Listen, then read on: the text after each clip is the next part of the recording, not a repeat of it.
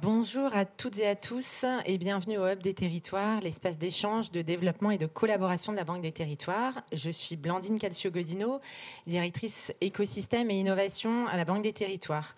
Je suis ravie, tout particulièrement ravie, de vous retrouver aujourd'hui pour ce Hub en débat animé par Thierry Keller, journaliste et qu'on ne présente plus maintenant, au cours duquel, et donc ce Hub en débat, nous allons adresser un sujet clé: comment repenser notre modèle de croissance face à l'urgence climatique.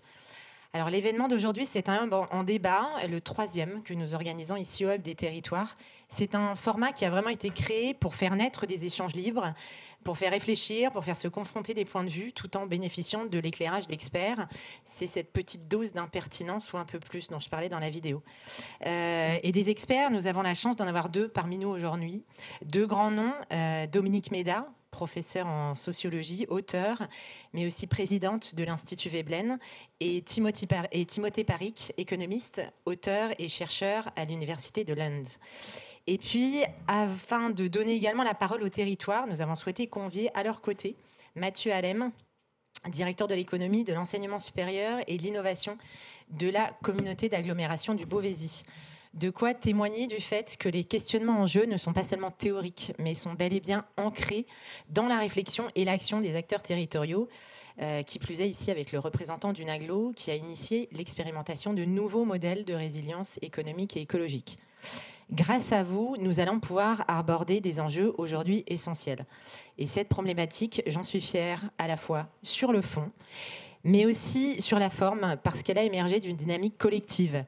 Nous l'avions abordée et imaginée l'été dernier avec Linda Rebout, responsable d'investissement, transition écologique et sociale à la Banque des Territoires, avec Hugo Ménestré, chargé d'investissement également dans ce même département, et avec Diane de Maréchal, responsable des enjeux territoriaux à l'Institut pour la recherche. Et je suis ravie que l'on ait pu porter collectivement ce beau projet d'événement. C'est vraiment grâce à vous, et qui plus est au sein du Hub des Territoires. Alors justement, avant que le débat ne commence, je voudrais revenir rapidement sur la petite vidéo de présentation, vous dire quelques mots du Hub des Territoires. Pour les nouveaux venus, le Hub des Territoires, c'est vraiment un dispositif qui est résolument tourné vers l'externe, vers nos partenaires et au bénéfice de nos clients, partout sur le territoire. Il a été créé il y a un peu plus de 2 ans. Il incarne la stratégie écosystème de la Banque des Territoires et c'est un dispositif hybride, à la fois physique mais aussi digital. Et d'ailleurs, je tiens à saluer toutes les personnes qui sont connectées à distance pour cet événement. Il est destiné à animer nos écosystèmes, à faire collaborer public et privé, à inspirer les vraies réussites territoriales et à donner toutes les clés pour accélérer la transformation des territoires. On a une programmation très riche avec des événements, mais également des résidences de start-up ici au Hub des Territoires. On a une activité croissante et donc pour ne rien manquer du restant de notre actualité, je vous invite à vous inscrire à notre newsletter. Mais sans plus tarder, je tiens surtout à adresser un grand merci à Thierry qui a accepté de se prêter à cet exercice qu'il maîtrise parfaitement, tant sur le fond que sur la forme. Et je veux aussi remercier toutes les équipes qui ont préparé cet événement et bien sûr nos 3 intervenants du jour, dont je ne vous retiens pas plus longtemps parce que je sais que vous avez aussi hâte que moi d'entendre ce Hub en débat. Merci. Merci beaucoup. Merci Blandine. Je vais inviter nos intervenants à me rejoindre ici même. Blandine, tu as dit que le Hub était en croissance. Faire attention quand même, de ne pas répondre à la question avant même qu'on puisse débattre. Je propose qu'on décroisse ce Hub. Pas du tout. Moi, je n'ai aucune opinion sur la question, en tout cas pendant l'heure et demie qu'on va passer ensemble. C'est un débat important. Je pense que c'est très important je trouve ça très bien que la Banque des Territoires et le Hub puissent adresser ce débat. J'ai dit adresser ce débat comme si j'étais un start-upper et vraiment ça va pas du tout. Parce que c'est un débat et c'est peut-être la première question que je vais vous poser, c'est un débat qui a suivi une forme de courbe de Gartner dans le débat sur la croissance ou la décroissance ou la post-croissance. On va beaucoup tourner autour de ce terme aujourd'hui.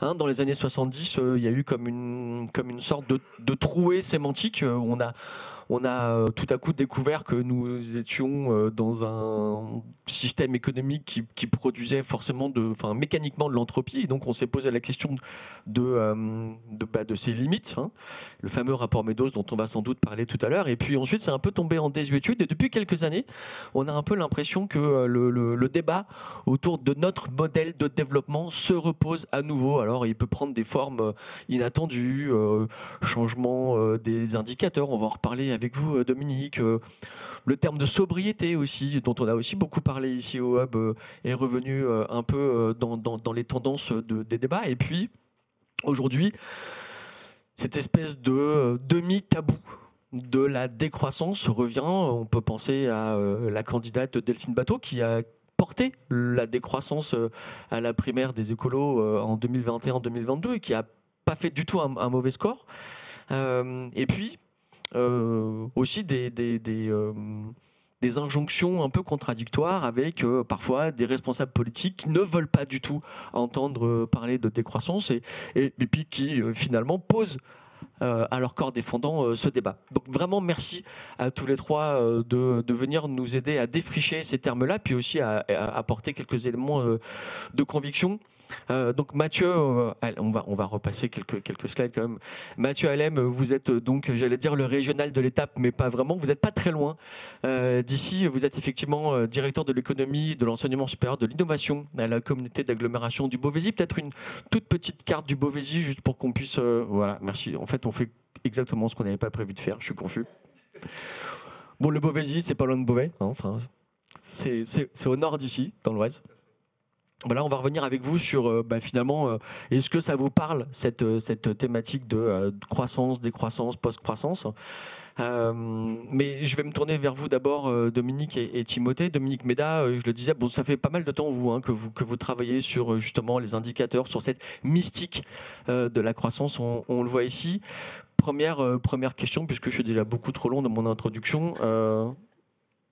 Est-ce que vous avez le sentiment que tout à coup, ça y est, tout ce que vous avez travaillé, développé et affirmé dans le débat public est en train tout à coup de prendre comme s'il y avait une forme de cristallisation?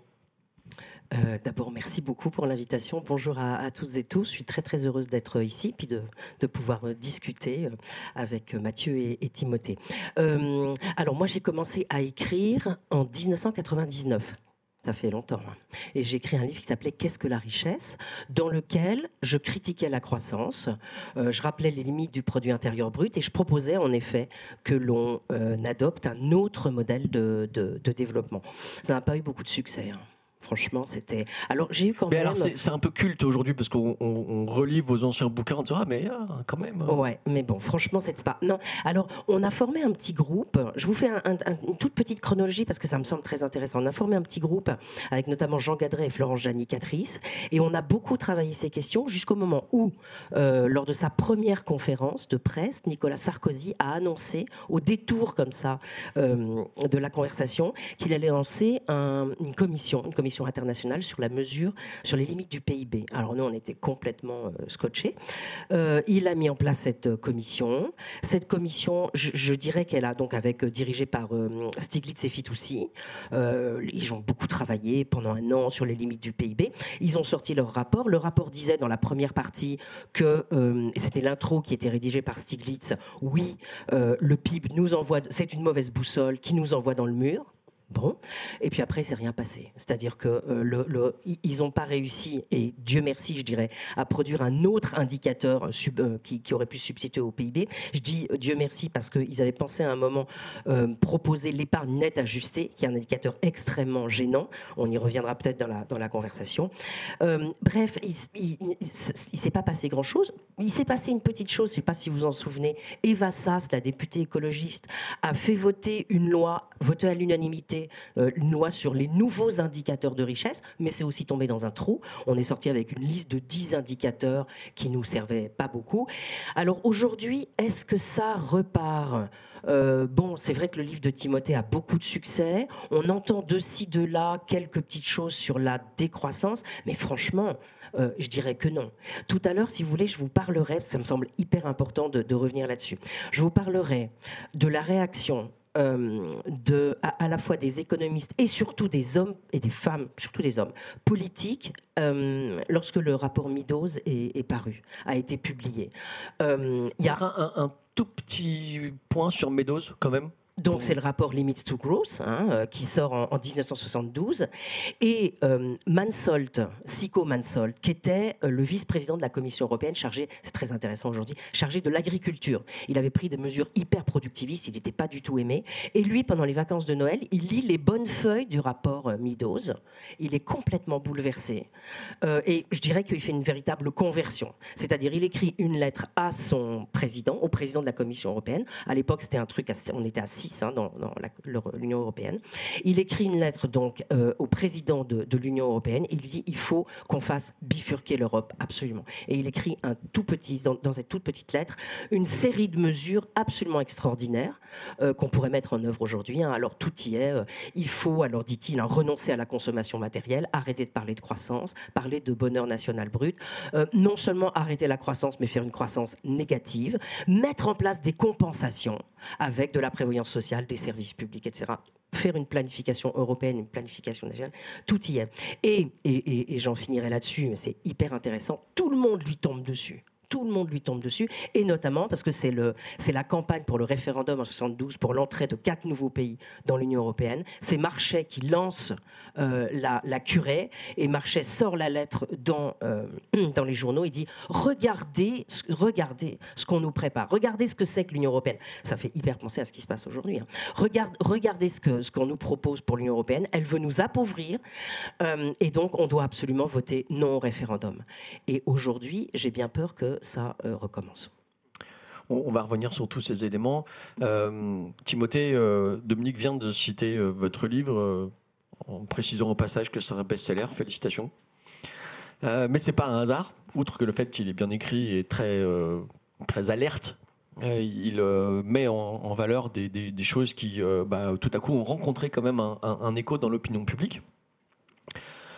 Est-ce que vous vous appartenez, est-ce que vous avez le sentiment d'appartenir à la nouvelle génération de ceux qui reprennent le flambeau de la décroissance, puisque en fait on va mettre les pieds dans le plat? Ouais, il y a toute une nouvelle génération. On est beaucoup. Moi, j'ai un profil un peu spécifique parce que je suis arrivé dans ces questions à l'université.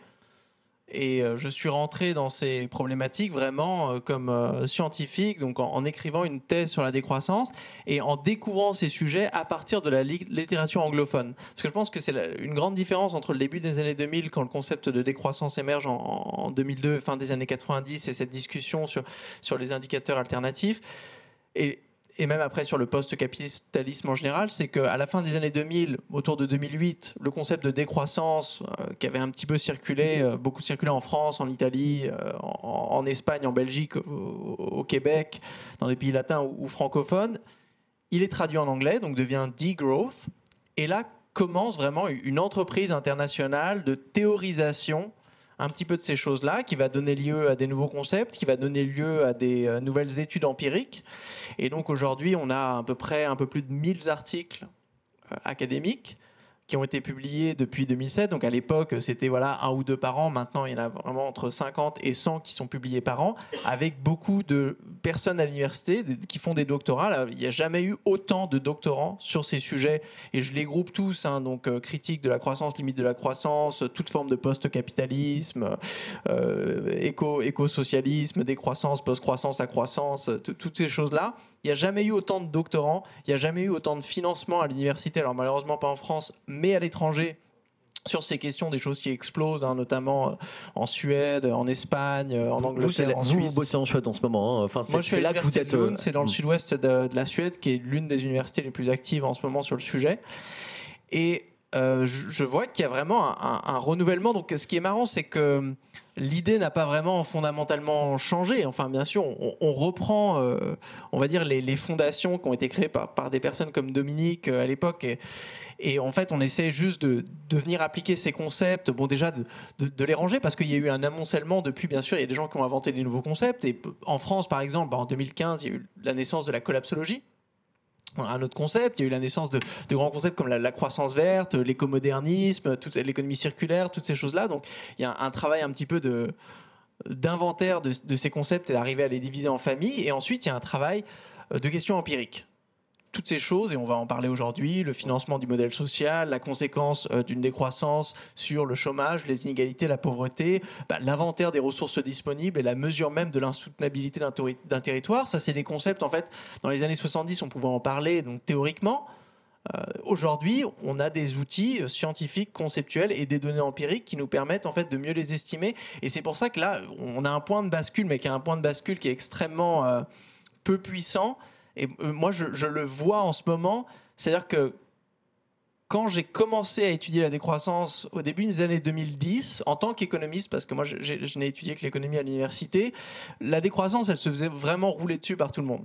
Vraiment, dès qu'on parlait des croissances, il y avait un groupe de vélociraptors néoclassiques, d'économistes qui venaient et ils te dépeçaient en 2 secondes.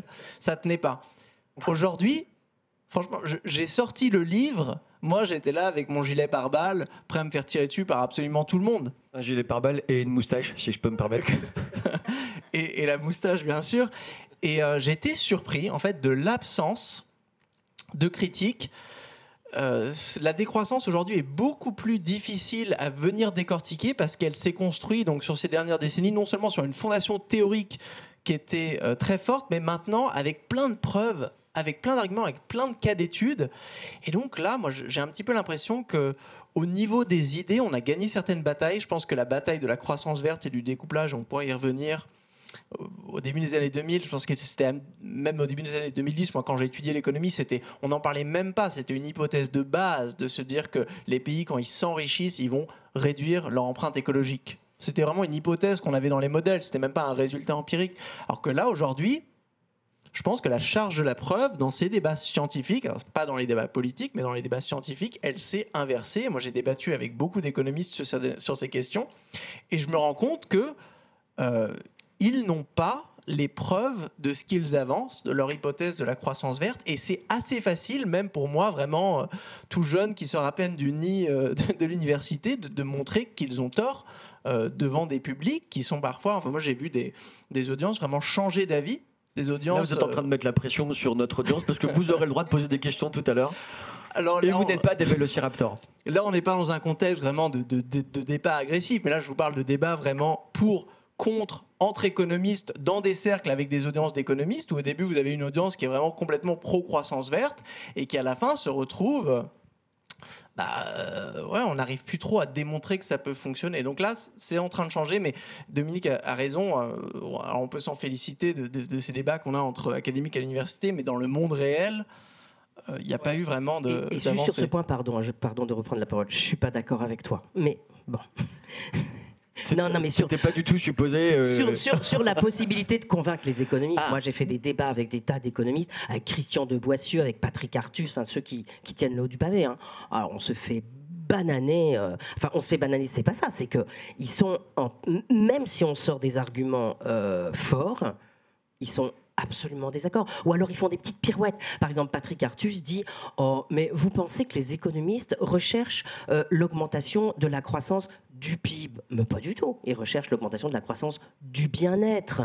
Bon, alors c'est totalement faux. Il suffit de lire le gros manuel, le système de comptabilité nationale qui fait 1000 pages pour savoir la croissance et la croissance du PIB. Mais donc, je dirais quand même que la corporation des économistes en général, à 95%, elle est absolument contre ces thèses. Alors, je vais me tourner vers vous, Mathieu Alem. Vous êtes en charge, vous êtes docteur en géographie. Alors, il se trouve que vous avez travaillé sur quelque chose qui est très loin du Beauvaisis, qui est la Jordanie, mais on ne va pas parler de la Jordanie aujourd'hui. Vous nous disiez, je spoil un peu nos discussions préalables, vous nous disiez que, et ça rejoint un peu ce qu'on vient de se dire, qu'il y a une nouvelle génération d'élus. Alors vous n'êtes pas côté élu, hein, vous êtes dans la salle des machines, mais il y a une nouvelle génération d'élus qui quand même a changé, qui s'intéresse à la question en fait de la résilience d'un territoire. Et je rappelle que d'ailleurs cette table ronde, c'est face à l'urgence climatique. Donc il y a peut-être là quelque chose de la rencontre d'un réel. Est-ce que vous pouvez nous en dire plus et comment vous, localement, vous appréhendez ce type d'enjeu ? Oui, là c'est bon. Merci. On va remettre la carte peut-être rapidement. Ouais, formidable. Bonsoir à toutes et à tous. Ravi d'être parmi vous ce soir, effectivement, pour échanger sur ces problématiques-là qui nous interpellent. Nous, justement, on évoquait la question des concrétisations dans les territoires et les réelles avancées. Et j'espère apporter des éclairages par rapport, effectivement, aux réflexions que l'on peut avoir, notamment au niveau macroéconomique. Donc, effectivement, vous l'évoquez, le Beauvaisis, qui est aujourd'hui un territoire de 103 000 habitants, est un territoire particulièrement dynamique économiquement, historiquement déjà, de par son fort ADN industriel et agricole.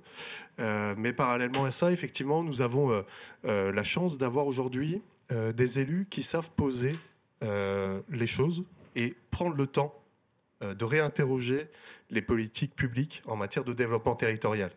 Que ce soit notre présidente Caroline Cayeux ou des vice-présidents comme Loïc Barbaras qui représentent la nouvelle génération d'élus qui arrivent, on a cette opportunité aujourd'hui de prendre le temps d'essayer des choses. Il faut quand même remettre les choses dans leur contexte. Les territoires aujourd'hui sont confrontés évidemment à un contexte de crise au pluriel. Donc ça, on va y revenir avec ces récurrences qui sont aussi liées au système capitaliste.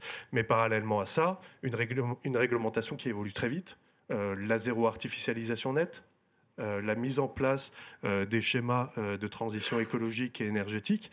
Et il faut se rendre compte qu'aujourd'hui, on se retrouve dans une situation où il y a une très très grande hétérogénéité des territoires sur la maturité de ces actions, de ces politiques publiques à imaginer et à emmener les élus, mais pas seulement les élus, les populations locales et les acteurs économiques, les chefs d'entreprise, pour leur expliquer vers quoi on doit tendre et quels sont aujourd'hui les bénéfices de réinterroger nos modèles concrètement. Donc clairement, aujourd'hui, le Beauvaisis se positionne comme un laboratoire pour se dire, voilà, comment aujourd'hui on ne parle plus de zone d'activité économique, pourquoi on intègre des quartiers économiques régénératifs dans leur manière de se construire. Là, vous avez notamment notre arc économique qui un peu entoure la ville de Beauvais. Voilà, en fait, très clairement, c'est de se dire comment on va co-construire ensemble les nouveaux espaces économiques et surtout comment on les interroge à l'aune de nos besoins, à l'aune aussi de nos problématiques de souveraineté et comment on y intègre finalement aussi la population locale dans nos réflexions. Ah oui, pardon, excusez-moi. Donc voilà, mais je pense qu'on va y revenir plus en détail. On peut carrément enchaîner maintenant puisqu'on a les bonnes slides. Moi, ce qui m'intéresse, vous dites finalement, avant on avait en gros des indicateurs, emploi, fallait pas que ça parte, et puis voilà, le reste était finalement une sorte d'impensé.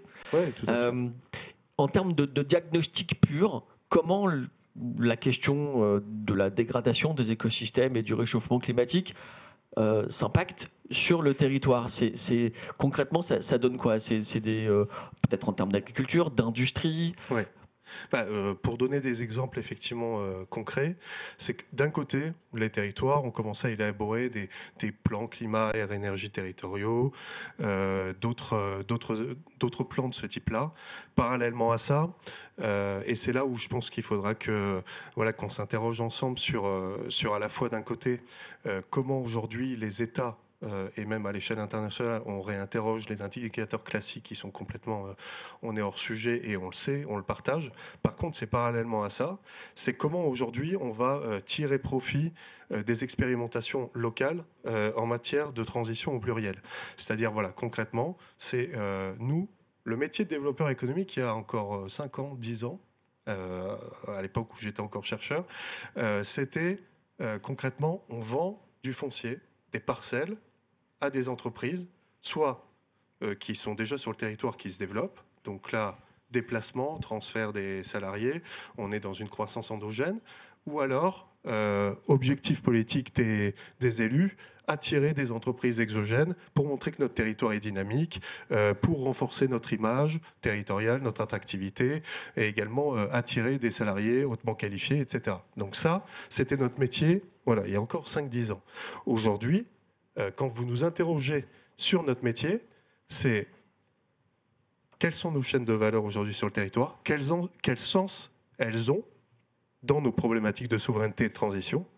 Si on fait venir aujourd'hui, que ce soit une start-up, une entreprise étrangère, une entreprise régionale ou quoi que ce soit, qu'est-ce qu'elle va nous apporter dans les clés que l'on a identifiées en termes de résilience.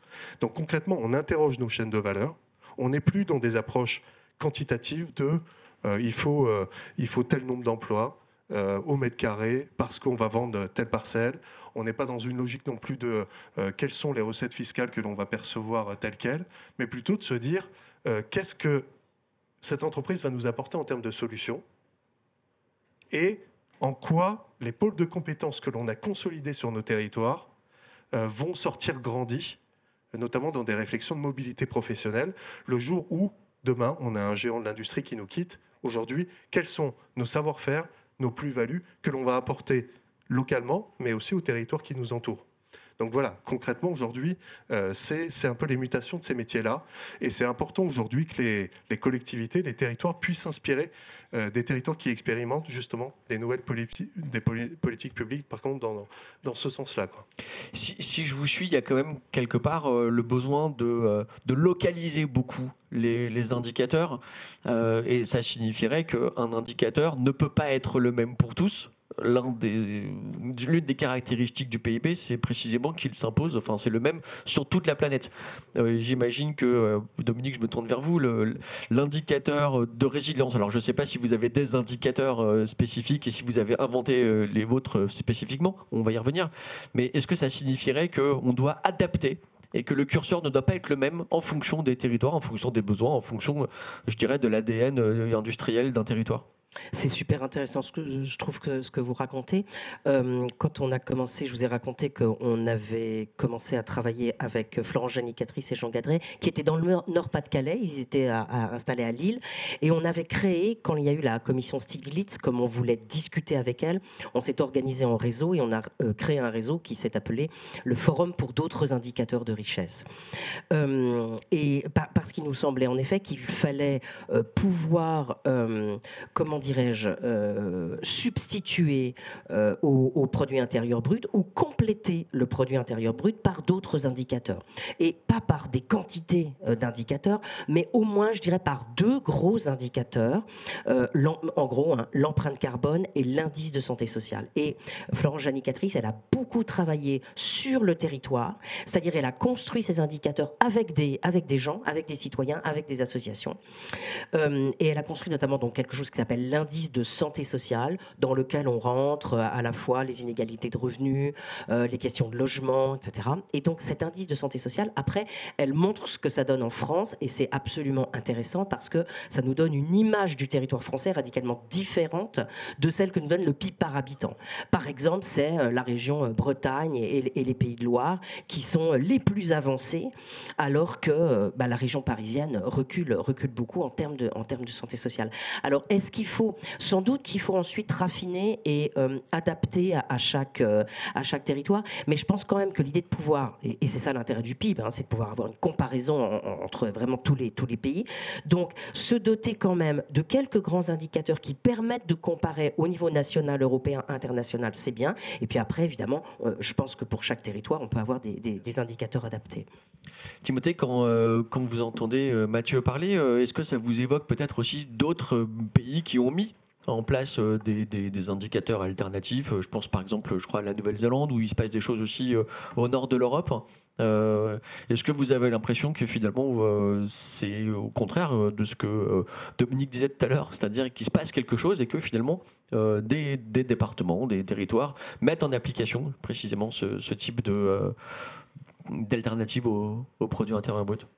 Mais on a de plus en plus d'indicateurs. Vraiment, la première alternative sérieuse au PIB développée dans cette optique un petit peu de soutenabilité, elle a été développée en 1972. Donc depuis maintenant, il y a une sacrée batterie. Et c'est vrai que là, dans certains pays, donc la Nouvelle-Zélande en 2019, elle introduit les budgets bien-être. C'est un tableau de bord, économique, social, culturel, avec 65 indicateurs. Et elle fait partie d'une coalition internationale de gouvernements autour du concept d'économie du bien-être, avec le Pays de Galles, le Canada, la Finlande, l'Islande et l'Écosse, qui ont chacun en fait développé leur tableau de bord. Ils sont tous différents. Les indicateurs divergent, pas dans la logique générale, mais dans la précision.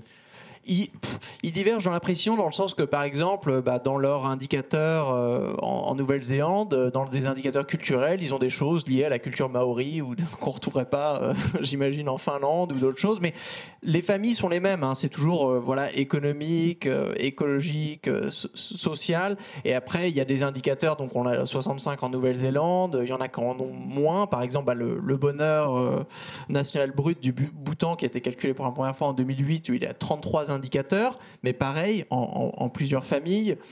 Il y a des cadres en Écosse, il me semble qu'ils en ont 80. Mais est-ce que c'est des indicateurs qui, d'un coup, on les invente et ça devient un logiciel économique qui vient changer les décisions de tous les acteurs à l'échelle nationale, des politiques publiques, des territoires, des entreprises? Non. Malheureusement, je pense que ça fait un petit peu l'effet du syndrome de la loi Sas en France, où on passe un indicateur, ça fait un rapport par an, et encore, vu qu'il a été publié que 2 fois, il me semble, selon ton article, Dominique. Donc là, au moins, la Nouvelle-Zélande, chaque année, elle publie. Et le rapport est impressionnant hein, quand on le regarde. Hein, c'est vraiment. Mais je ne sais pas si ça vient influencer à l'échelle des territoires. Et bon, sur les indicateurs, après, l'échelle nationale, c'est une échelle qui est un petit peu compliquée. Je pense qu'aujourd'hui, il va falloir plutôt penser, pour réfléchir à la soutenabilité. Donc moi, en tant qu'économiste écologique, la soutenabilité, c'est quelque chose de très très clair. Hein. Vous avez la biocapacité, donc une certaine capacité de charge des écosystèmes, et ensuite vous avez une empreinte écologique qui correspond aux ressources naturelles que vous avez besoin pour satisfaire vos besoins. Si l'empreinte écologique est supérieure à la biocapacité, vous êtes ce qu'on appelle en surchauffe écologique. C'est le cas à l'échelle de la planète, on le mesure avec les limites planétaires. C'est le cas à l'échelle de la France quand on vient faire descendre ces limites planétaires à l'échelle nationale et qu'on mesure notre consommation d'eau, notre mobilisation des sols, notamment avec l'artificialisation, la demande énergétique, les émissions de gaz à effet de serre. Donc là, dans un territoire côtier, ne va pas avoir les mêmes contraintes biophysiques qu'un territoire intérieur, rural, qu'une ville, une petite ville, une grande ville, une ville transfrontalière, une ville touristique. Donc là, il va falloir prendre ça en compte. Mais le principe de base, et aujourd'hui, vous prenez votre territoire, que ce soit ce quartier, cette rue, cette pièce, que ce soit une ville, une commune, une région ou un continent, et vous pouvez faire un inventaire en fait de services écosystémiques. Ça, c'est votre budget écologique. C'est ce que vous pouvez consommer. Ensuite, vous pouvez regarder ce que vous consommez. Mais si vous dépassez, vous êtes en surchauffe écologique. Et la surchauffe écologique, le problème, c'est que soit ça veut dire que ces ressources, vous les prenez à quelqu'un d'autre. Donc là, c'est un petit peu facile. On peut importer en fait une partie des ressources des autres pays, notamment aujourd'hui des pays qui vont avoir besoin d'un surcroît de ressources, non seulement pour se développer, parce que ce sont malheureusement les pays les plus pauvres, mais aussi s'adapter au changement climatique. Soit on les emprunte en fait aux générations futures qui, eux, vont voir leur biocapacité réduite. Donc, eux, ils partiront dans une situation encore plus difficile où ils auront de plus en plus de chances d'être en surchauffe. Donc cette logique, elle ne change pas. Et sur les indicateurs biophysiques, souvent on a l'impression que c'est très compliqué. On n'a pas besoin de compter le nombre d'oiseaux, de grenouilles, de choses comme ça. Enfin, dans les études scientifiques aujourd'hui, il y a un certain consensus qui se dégage. C'est-à-dire que quand on regarde par exemple ce qu'on appelle l'empreinte matérielle et l'empreinte carbone, donc l'empreinte matérielle, ça se mesure en tonnes. Ça compte les énergies fossiles, la biomasse, les métaux et les minerais. Donc en tonnes qui traversent l'économie, on appelle ça un flot biophysique. Et bon, l'empreinte carbone, on voit ce que c'est. Mais ces agrégats, en fait, ils prédéterminent 90% en fait, des dommages sur les écosystèmes et sur la santé humaine après dégradation des écosystèmes. Donc moi-même, quand je fais des exercices de modélisation, avoir empreinte matérielle, empreinte carbone, ça suffit pour évaluer un petit peu ce degré de soutenabilité d'un territoire. Dominique. Mais tu vois, tu dis à la fois que l'indicateur en fait ne sert pas à grand chose finalement, et puis là tu viens de démontrer que ça sert vraiment à quelque chose. C'est-à-dire, elle vous cherche un peu aujourd'hui. Non, mais non, pas du tout. Non, mais je voudrais faire un plaidoyer en effet pour les indicateurs et pour un nombre très réduit, comme tu le dis, d'indicateurs. Hein, c'est-à-dire soit l'empreinte carbone, l'empreinte écologique, mais quelque chose en effet de biophysique, et puis quand même ajouter une dimension sociale pour être sûr que cette trajectoire biophysique, elle se fera bien en respectant certaines formes de cohésion sociale, d'égalité. Et je voulais juste ajouter un petit point, c'est que il y a depuis une vingtaine d'années une lutte silencieuse à l'échelle internationale, une bataille silencieuse des indicateurs, hein, enfin des institutions internationales. L'OCDE a fait un indicateur, un indicateur de bien-être. La Banque mondiale a proposé autre chose, l'épargne nette ajustée. Enfin, ils sont tous en train, et je pense qu'ils sont en train de chercher l'indicateur du futur qui remplacera ou viendra vraiment concurrencer le produit intérieur brut. Les élèves à l'école apprennent l'IDH, l'indice de développement humain, qui est quand même maintenant entré dans l'éducation nationale. Enfin, oui, mais l'IDH, il n'y a précisément pas la dimension écologique, donc c'est un petit peu gênant. Alors ils ont essayé de travailler pour rajouter la dimension écologique, du coup ça donne des choses épouvantablement compliquées. Mais voilà, je pense que c'est très important parce qu'un indicateur, finalement, c'est une vision du monde. Hein. Et je crois, c'était juste ça que je voulais rajouter, c'est qu'un indicateur, c'est un guide pour l'action, en fait. C'est un outil de mesure et un guide pour l'action, donc il faut vraiment qu'on y prête attention. Mathieu, j'allais dire, si vous preniez les suggestions fortes de Timothée sur le fait de ralentir ou périr, donc c'est quand même pas rien comme titre, ça donnerait quoi? Est-ce qu'il y a des choses que... Enfin, on parle beaucoup aujourd'hui de redirection écologique, des choses qu'on ouvre, des choses qu'on ferme. Qu'est-ce qu'on ouvre, qu'est-ce qu'on ferme, quel futur on ferme et quel futur on ouvre? Alors bon, c'est très compliqué évidemment, d'autant plus qu'il y a beaucoup d'acteurs autour de la table, on va peut-être y revenir aussi. Mais en gros, dans ce pilotage général, qu'est-ce qui préside à vos choix? Alors déjà, je trouve que la question de la sémantique, elle est importante. Quand on évoque croissance, décroissance, ralentir, aujourd'hui, il y a un vrai travail d'acceptabilité du changement de modèle en soi. C'est-à-dire que déjà, on se rend compte, moi je l'ai vu à l'étranger comme sur les contextes plus locaux, de se dire que déjà, parler de se développer autrement, que ce soit pour des élus quand même qui ont à vendre une feuille de route, une destinée. Parallèlement à ça, on sait et on accompagne les élus à faire des choix. C'est-à-dire qu'effectivement, de se dire, on le voit à travers les perspectives démographiques de nos territoires, déjà, rien que ça. On est d'accord sur ce modèle à toutes les échelles de surconsommation et de surexploitation de nos ressources. On sait qu'on a largement dépassé les limites et on sait où on va démographiquement à peu près dans le siècle qui vient. Donc déjà, on le sait qu'on doit s'adapter. Forme de chute démographique. En tout cas, un vieillissement de la j'ai population bien compris, clairement qui s'affirme. Voilà. Je voulais pas faire la vanne sur le réarmement, mais c'est vous, Dominique. À venir dans tous les sens. Mais en tout cas, je dirais que sans pour autant pas se limiter, mais en tout cas se focaliser sur les constats de ralentir ou de décroissance, c'est de se dire juste, voilà, maintenant on sait à peu près quand même les trajectoires qui sont devant nous. On sait qu'on est plus qu'au pied du mur. C'est plutôt de se dire effectivement, aujourd'hui, comment on interroge le territoire, et je vous rejoins là-dessus, c'est-à-dire de se dire, on est par rapport à un territoire frontalier, littoral, en plein cœur d'un massif montagneux, on n'est pas sur les mêmes problématiques, pas sur les mêmes gisements, pas sur les mêmes ressources, pas sur les mêmes savoir-faire. C'est plutôt de se dire, voilà, à l'échelle des territoires, si on devait prioriser les choses, c'est quelle est l'industrie qui va contribuer Alors peut-être demain. Restons avec vous sur parce que vous avez apporté quelques illustrations et je pense que c'est important aussi pour notre public. C'est un territoire globalement industriel. Il y a une grosse usine de tracteurs en particulier. Notamment. La question, je surinterprète ce que vous dites, Timothée, mais si jamais on est dans une logique de décroissance, il n'y a plus de tracteurs, et si on est dans une logique de résilience, il y a des tracteurs propres, ce serait ça le... C'est une question vraiment de journaliste. Vraiment. Le tracteur propre, on y travaille déjà, donc il n'existe pas aujourd'hui. D'accord. Mais en tout cas, on envoie les signaux. Je donne des exemples concrets justement. Aujourd'hui, la communauté d'agglomération... Tout le monde va bien, c'est bon ? Oui. Ok. Bon, après, on est peut-être un peu devant, Ah non, mais mais enfin, je vais l'illustrer. Ah oui, pardon. Mais en gros, concrètement, c'est vrai, on a un géant de l'agromachinisme sur notre territoire depuis 70 ans. Donc aujourd'hui, c'est la maison mondiale de Massey Ferguson. Bon, voilà. Mais parallèlement à ça, c'est plusieurs pôles de compétences qui, clairement, peuvent inspirer des tissus industriels assez diversifiés. Parallèlement à ça, on a un géant mondial. Qu'est-ce que va faire une communauté d'agglomération pour accompagner cette industrie dans ses mutations, dans sa décarbonation, dans son empreinte environnementale, dans ses réflexions aujourd'hui de marché, et comment progressivement, effectivement, on essaye de repenser le modèle avec eux.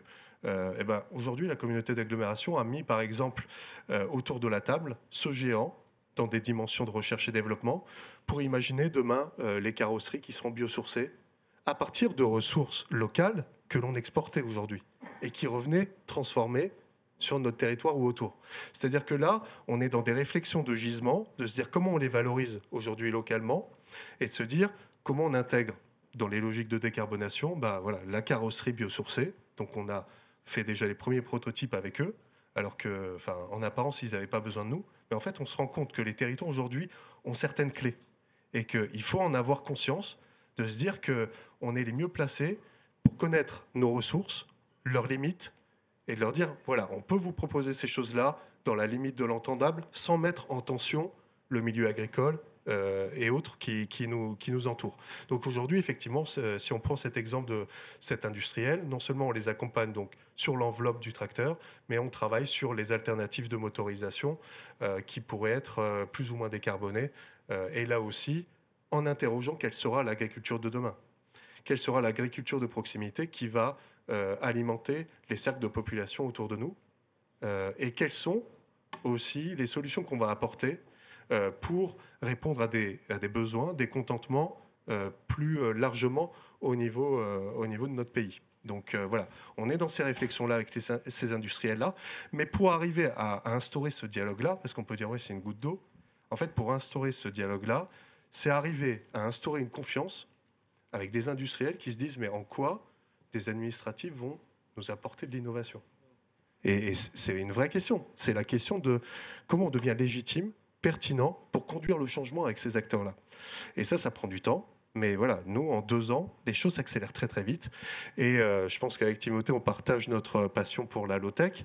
Mais aujourd'hui, l'un des paradigmes que l'on est en train de poser sur le territoire, c'est le dialogue entre les savoir-faire, le monde économique, de l'ESS au sens large. Mais on voit qu'à travers l'économie circulaire, on a des fenêtres de dialogue qui sont en train de se créer entre des solutions qui sont dites de haute technologie, en lien avec nos écoles d'ingénieurs, comme Unilassal, et de l'autre côté, je dirais des initiatives citoyennes ou entrepreneuriales locales, le retravail du textile, des matériaux du bâtiment, comment on retravaille les coproduits agricoles. On a besoin de tout le monde. Et là, c'est pour ça que l'on arrête progressivement de raisonner par secteur d'activité, mais par pôle de compétences.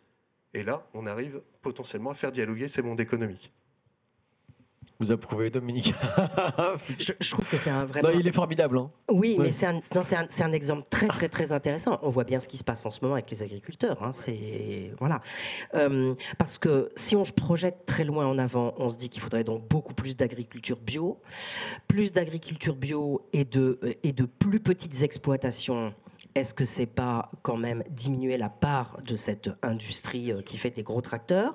Ça veut dire qu'il faut s'y prendre très à l'avance, anticiper. Moi, vous parlez de redirection, ouais. Moi, je parle de reconversion.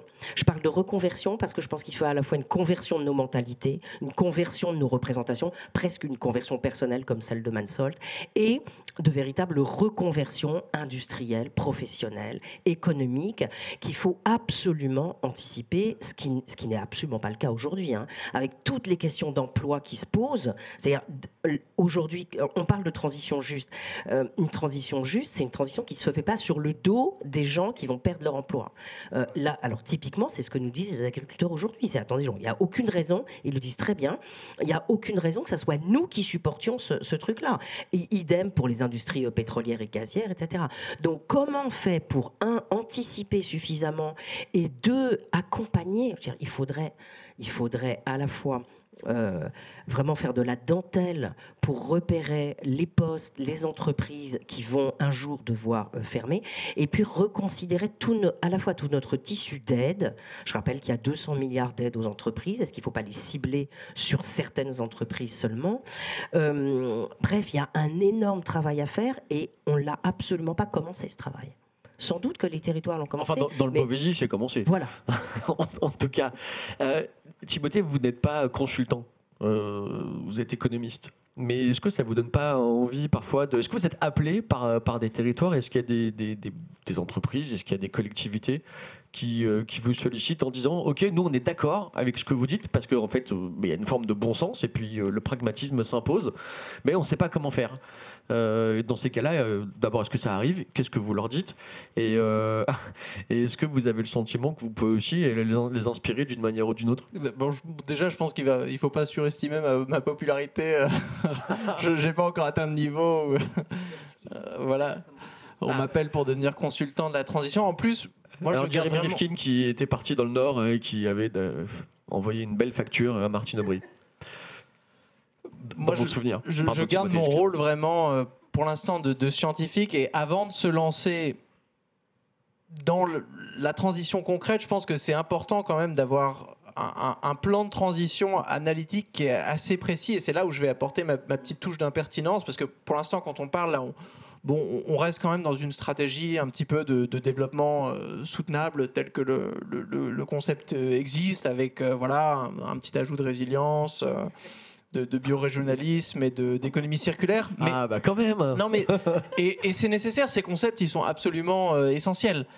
Moi, l'argument que j'ai développé dans le livre, et je pense que ça tient toujours, c'est que toutes ces logiques, en fait, elles deviendraient beaucoup plus efficaces si on les complémentait par une logique en amont qui est celle donc de la décroissance, que je vais détailler un petit peu.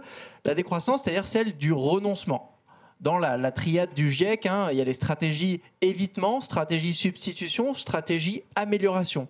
Donc là, on a parlé de substitution, beaucoup d'amélioration, mais l'une des meilleures manières, enfin vraiment la ressource naturelle la plus soutenable, c'est celle que vous pouvez permettre d'arrêter d'utiliser. Et donc quand on prend cette logique duelle de se dire on part du contentement des besoins, parce que c'est à ça que ça sert une économie. Donc on commence par faire des inventaires, donc, et à ça que ça sert les indicateurs de prospérité sociale, de santé sociale, de voilà quels sont les besoins insatisfaits au sein du territoire, quels sont les besoins sursatisfaits, donc les personnes qui se retrouvent vraiment dans une situation de sécurité vis-à-vis du besoin, et on vient comparer ça avec les empreintes écologiques. Parce qu'on peut se rendre compte ici que si on peut se permettre justement d'arrêter de produire certaines choses, d'arrêter de consommer certaines choses, déjà, ça va réduire donc l'empreinte matière, l'empreinte énergétique totale, laissant en fait... libérant des ressources qu'on va pouvoir appliquer ensuite pour faire cette transition de substitution et d'amélioration. Et moi, c'est ça que j'entends pas souvent au niveau des entreprises, enfin des quelques entreprises et des territoires qui me contactent, c'est ils n'ont pas de protocole de renoncement. Moi, j'ai parlé à des grandes entreprises dans le bâtiment, dans l'aviation, dans la production automobile, à des événements comme ça, publics. Et moi, je leur demandais, voilà, est-ce que vous avez un scénario prospectif si... demain, vous deviez diviser par 2 votre empreinte carbone. Enfin, c'est facile, vous me donnez une calculette et une enveloppe, on peut le faire maintenant. Ça demande pas, il n'y a pas besoin d'avoir 1000 économistes. Mais ils ne l'ont jamais fait. C'est-à-dire que même les grands acteurs de l'aviation française n'ont pas de scénario prospectif. Si on voulait vraiment réduire les émissions, qu'est-ce qui serait le plus efficace ? Ça serait, je ne sais pas, un quota sur les avions, ça serait une taxe, ça serait des limites sur le nombre de vols par jour. Un avion propre, enfin. Et donc, moi, c'est ce manque, en fait, de scénario de prospective, de se dire qu'on commence à avoir, parce que maintenant, j'ai trouvé l'astuce. En fait, je leur dis, qu'est-ce qui se passe plutôt si un navire se coince quelque part et que vous n'êtes pas approvisionné en ressources, en matières premières? Qu'est-ce que vous arrêtez de produire en premier ? Si vous deviez choisir vraiment 20% des choses que vous produisiez et arrêter. Et là, ils se disent dans la construction, ok, bon, ces projets-là, on peut peut-être les reporter à plus tard, ça, on peut peut-être annuler. Mais le problème, et là, on arrive dans le deuxième élément de la décroissance, c'est-à-dire la décroissance plutôt comme prisme, comme vision du monde, comme protocole de prise de décision. C'est-à-dire qu'ils prennent ces décisions en fonction des profits. Donc c'est une décision financière. Donc l'automobile, par exemple, s'ils ne peuvent pas produire tous les modèles de voitures, ils vont faire des SUV. Ils vont se concentrer pour faire des SUV parce que c'est là où la valeur ajoutée est la plus importante. Et vu que c'est des entreprises à but lucratif et qui ne sont pas là juste pour faire du social, ils vont se concentrer là-dessus. Alors qu'on aurait eu besoin de faire exactement le contraire, vu que ce sont les voitures qui concentrent en fait en termes d'empreinte carbone et empreinte matière, ce sont les plus lourdes. Et en termes de contentement aussi, ce sont les plus basses. Donc là, on a l'aspect, il faut avoir un protocole de renoncement en place et il faut arriver à inviter les acteurs, et ça je ne sais pas comment on fait, des acteurs qui institutionnellement sont des entreprises à but lucratif, sont des territoires aussi dont le mode de financement, on en reviendra, dépendent de l'activité économique, donc ils ont ces espèces de contraintes, ces impératifs de croissance, mais il faut arriver à les inviter à prendre des décisions comme si on était dans une économie où en fait on venait prioriser la santé sociale sous contrainte écologique. Mais alors, ce qui est intéressant, vous l'avez rapidement évoqué tout à l'heure, et vous aussi Mathieu, le zéro artificialisation nette, les ânes, on peut penser aussi à la nouvelle taxonomie européenne autour de la CSRD par exemple, donc la double matérialité, alors qui n'est pas le découplage exactement que vous évoquez dans votre livre, mais en tout cas, il y a malgré tout, en termes de normes et de législation, y compris à l'échelle d'un continent, de quoi peut-être entamer ce que Timothée appelle de ses voeux. Alors, je sais que Timothée appelle de ses voeux de dépasser le capitalisme, donc n'exagérons pas, en tout cas en termes de taxonomie, mais en tout cas des normes à respecter. Est-ce que là, déjà, on enclenche quelque chose qui irait dans le bon chemin ? Je m'adresse à tous les deux. C'est-à-dire que, moi je suis séduite tout à fait par ce que dit Timothée, mais on est tellement loin. Regardez, ce matin j'écoutais France Info, et c'était la chronique d'Emmanuel Cuny. C'était complètement fou, j'ai failli écrire à France Info. Emmanuel Cuny au service client en disant non, mais il disait c'est génial parce que l'aviation a enfin retrouvé son niveau de 2019, etc. C'était incroyable, quoi. Sans jamais un seul mot sur ça pose un problème. C'était complètement fou. Et quand Timothée parle de ce renoncement, en effet, renoncement à produire, mais pourquoi les entreprises qui veulent faire du profit renonceraient-elles à produire ? Et en plus, il y a des tas d'obstacles. Je pense, l'autre jour, je faisais un débat avec Julia Faure, donc qui est la coprésidente d'Impact France, qui racontait, elle a créé l'OM. Voilà, exactement. Et elle parle en effet de Primovis. Et c'est incroyable parce que elle ne peut pas produire en France. Enfin, c'est terriblement compliqué de produire en France. Les produits sont chers et c'est tous les autres produits qui viennent envahir en effet notre marché.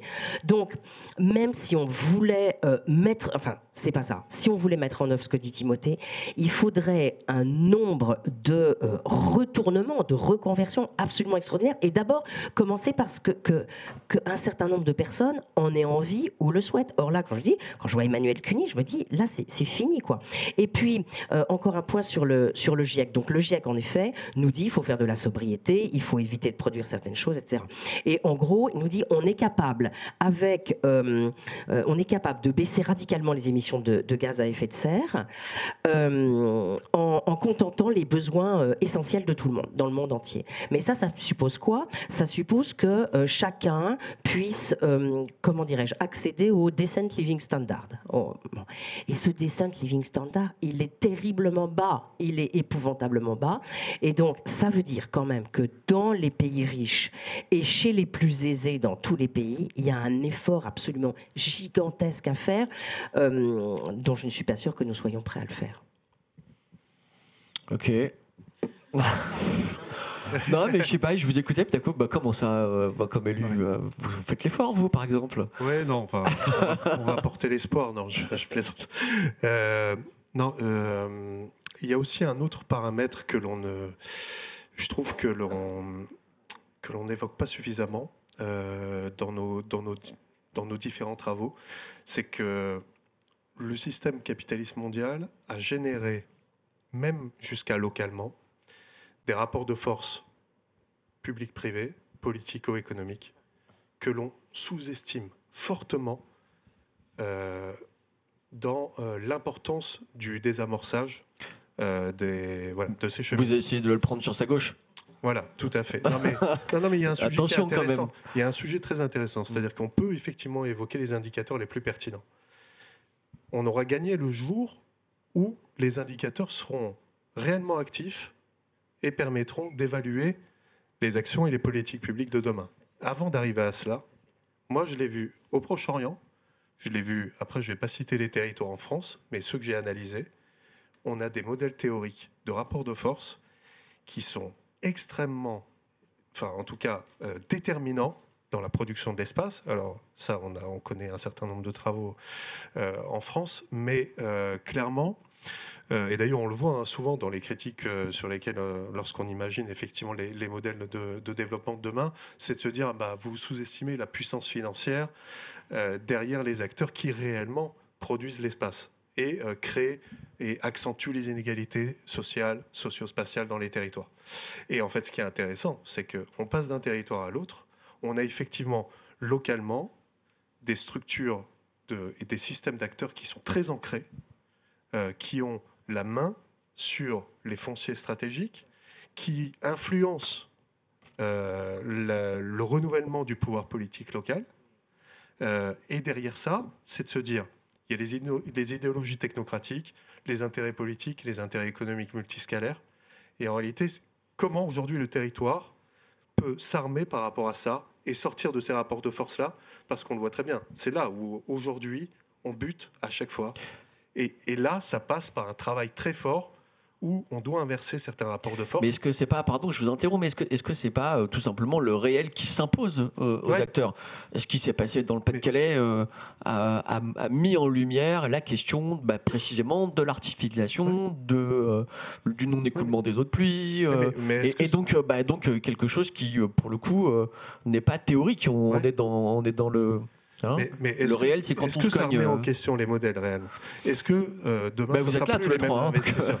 Non, mais je pose la question parce que nous, on a cette prise de conscience, c'est-à-dire de se dire concrètement quels sont les choix, vers quoi on veut aller, et justement pour répondre un peu à ce que vous disiez, c'est de se dire les scénarios prospectivistes, les territoires aussi doivent les porter. C'est-à-dire que vous avez une entreprise qui ne veut pas jouer le jeu, ou qui n'est pas prête, ou qui n'arrive pas à sortir du carcan du profit. Parallèlement à ça, moi j'invite les élus, les techniciens et les acteurs économiques à s'interroger. Demain, notre industriel justement du tracteur disparaît, 3000 salariés, qu'est-ce qui se passe ? C'est aujourd'hui. Et pourtant, on sait la richesse humaine qu'il y a derrière, la fierté des hommes et des femmes de travailler dans cette entreprise-là. Comment aujourd'hui on régénère un tissu économique qui a plus de sens, qui a pensé son impact environnemental autrement, mais en tout cas des savoir-faire que l'on a besoin aussi. Et comment on le réoriente sur une économie qui a... Voilà. Non, mais c'est une question absolument centrale, c'est-à-dire il faut qu'à la fois à l'échelle nationale et en particulier locale, on se donne un plan à 20 ou 30 ans en se demandant si on va devoir garder des tracteurs et si ou bien c'est à l'entreprise d'organiser sa propre reconversion ou bien c'est à l'État de l'obliger ou d'aider à le faire. Et ça, c'est absolument essentiel parce que si on laisse les choses aller...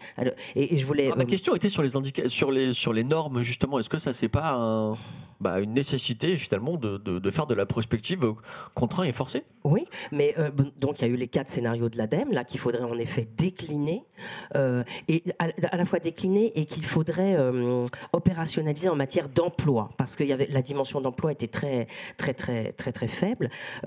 Alors, il y a quand même quelques entreprises en France, et même pas quelques, il y a des milliers d'entreprises qui font des efforts et qui se sont engagées, et ça, moi, je trouve ça très intéressant, donc qui essayent les unes de recycler du plâtre, les autres de faire tout ce qu'elles peuvent, mais là encore, c'est vraiment une concurrence déloyale, quoi, parce que si ceux qui sont à côté ne le font pas, elles vont pas y arriver.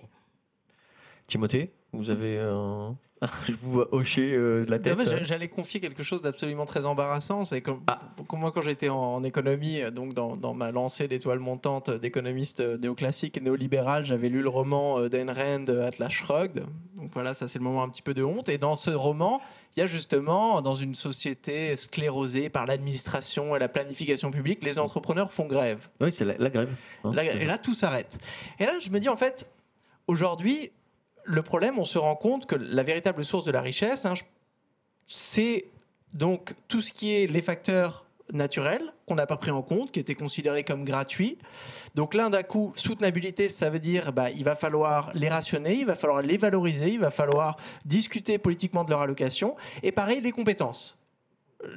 Où le facteur travail était très peu cher vu qu'on ne faisait que payer les heures rémunérées à l'intérieur de l'usine avec une vision du travail salarié très étroite. Et là, quand on regarde aujourd'hui, et Dominique en parlera beaucoup mieux que moi, la réalité en fait du travail et de la reproduction du facteur travail, on se rend compte aussi que le travail est beaucoup plus important dans la création de la valeur qu'on pouvait le penser vis-à-vis du capital. Donc cette révolution analytique, en fait, elle nous montre une chose, c'est-à-dire que la puissance qu'on dérive du capital financier aujourd'hui, elle ne devrait pas nous amener très très loin. Et donc, je pense que la responsabilité de la puissance publique dans la transition écologique, ça va être de serrer la vis écologique à travers des politiques de rationnement, le zéro artificialisation nette, la stratégie bas carbone, ça commence à être des ébauches de ce que ça pourrait être, mais moi, bien sûr, en économie écologique, on approche des protocoles de rationnement un petit peu plus stricts pour être certain en fait, de ne pas dépasser les budgets écologiques parce que c'est quand même ça la base. C'est vous qui dites rationnement, attention, moi je ne l'ai pas dit, je ne me serais pas permis. Hein.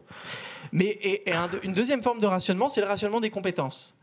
Et ça, ce n'est pas l'État qui va le faire. Moi, je m'en rends compte parce que les gens de ma génération et encore plus jeunes, mes étudiants, les gens que je vois à l'université, qui ne veulent plus travailler en fait, pour des grosses entreprises justement qui polluent. Et donc, je pense que ces entreprises, elles vont se retrouver avec deux vis serrées qui sont les deux vis de leur facteur de production qu'on ne peut pas substituer. Les gens ne voudront plus travailler pour eux.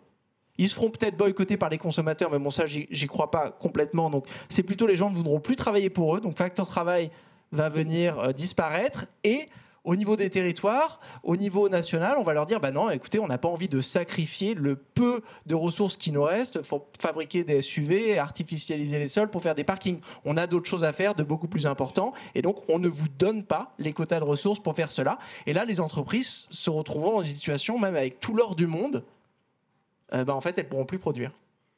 Donc, on les impuissante. En fait, c'est ça le truc, quoi. Une forme de tenaille boycottaire. Le concept est très bien, la tenaille boycottaire. Je vais vous laisser la parole. J'avais envie de. Bon, il y a plein de trucs. J'avais évidemment 1000 questions à vous poser, en particulier celle du modèle social, puisque d'après Jean Covici, c'est quand même compliqué de tenir un État-providence sans croissance. Bon. Mais ce sera peut-être pour d'autres questions. Non, j'avais envie de vous demander un petit exercice précisément prospectif à tous les trois en 1 ou 2 minutes. Comme ça, ce serait quoi un territoire post-croissance demain? Je commence par vous parce que vous avez votre feuille de route, donc vous n'avez plus qu'à la dérouler. Non, mais ce serait quoi? Ça ressemblerait à quoi? Un territoire post-croissance. Oui, effectivement, c'est le Beauvaisis quasiment. Non, je pense. Attendez. On n'y est pas encore. On n'y est pas encore. On ne vous a pas choisi par hasard, cher Mathieu.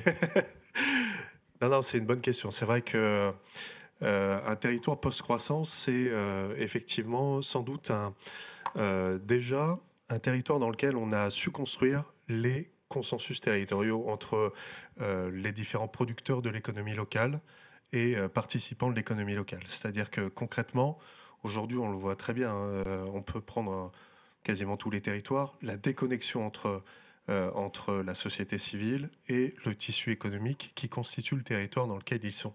C'est-à-dire il y a déjà une vraie méconnaissance là-dessus. Et la prise de conscience de ce rapprochement entre les mondes économiques et la société civile, pour moi déjà, c'est un prérequis qui est essentiel en termes d'acceptabilité, de changement des modèles. Donc pour moi, c'est un modèle déjà important.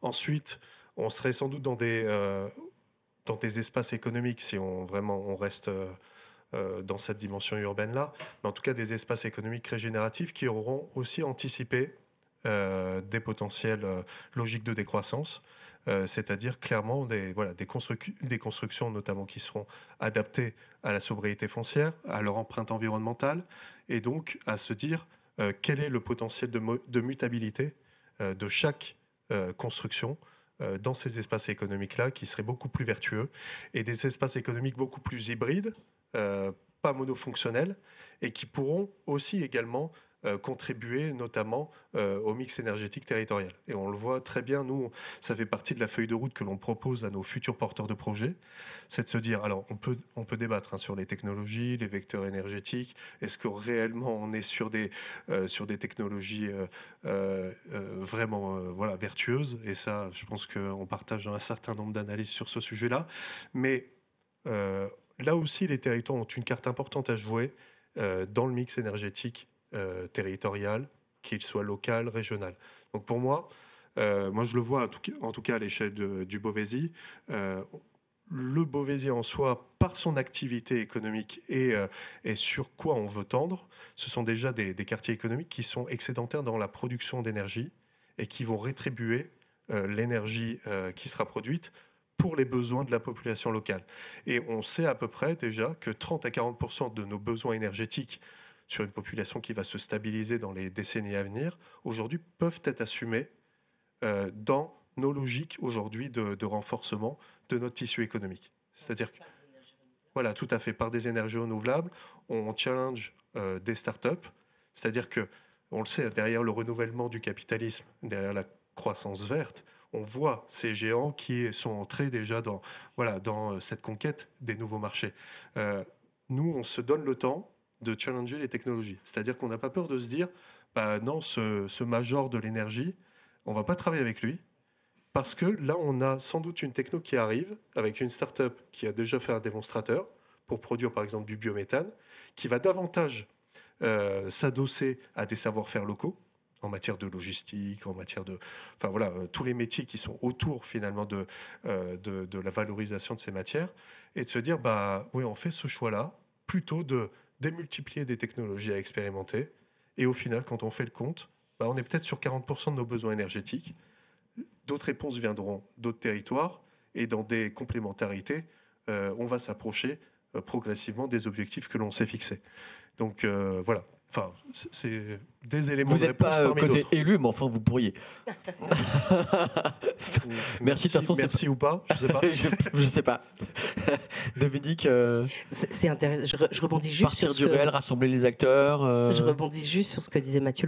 La dernière chose, c'est-à-dire s'adresser non pas à la grosse multinationale qui est là, mais au petit. Moi, je connaissais quelqu'un qui avait créé une entreprise qui faisait des bassins avec des plantes qui mangeaient les microbes et qui purifiaient l'eau. Voilà. Ils ont été mangés par la grosse entreprise nationale qui, voilà. Alors, quel territoire ? Moi, j'imagine, j'aime beaucoup ce que vous avez proposé. J'imagine un territoire avec beaucoup de petites entreprises, très enracinées, avec donc une grosse production locale, des entreprises qui seraient plus démocratisées qu'aujourd'hui. Ça, c'est une autre de mes marottes. Avec beaucoup d'emplois dans ces entreprises et dans l'agriculture. Un territoire relativement autosubsistant, que ce soit pour l'énergie, en effet, avec beaucoup d'énergie renouvelable, que pour l'alimentation, avec des ceintures maraîchères.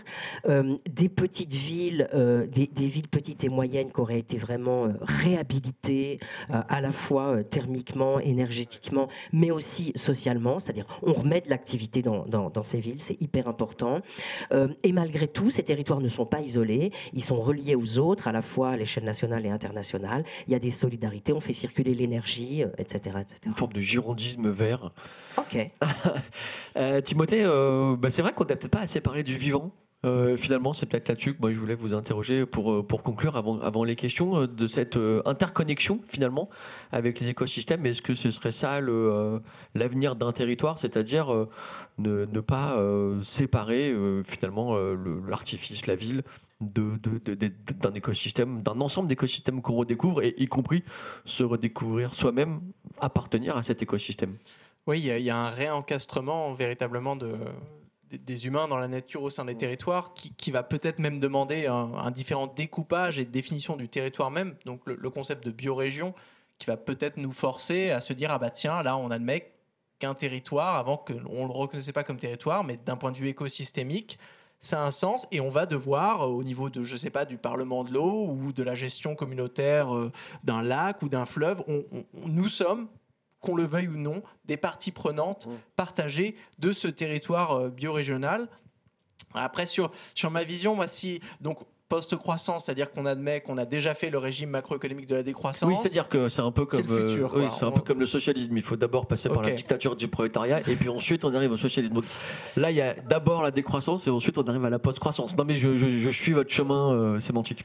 Et donc la post-croissance, bon, moi je divise toujours un petit peu ces trois grands niveaux. Hein. C'est là où se matérialise, je pense, l'impératif de croissance aujourd'hui à l'échelle nationale, donc la poursuite du PIB. Donc là, bien sûr, on aura oublié la recette du PIB, on l'aura brûlé, ce sera terminé. On aura donc des indicateurs qui seront différents dans chaque territoire et on cherchera à optimiser le contentement des besoins humains sous contrainte écologique.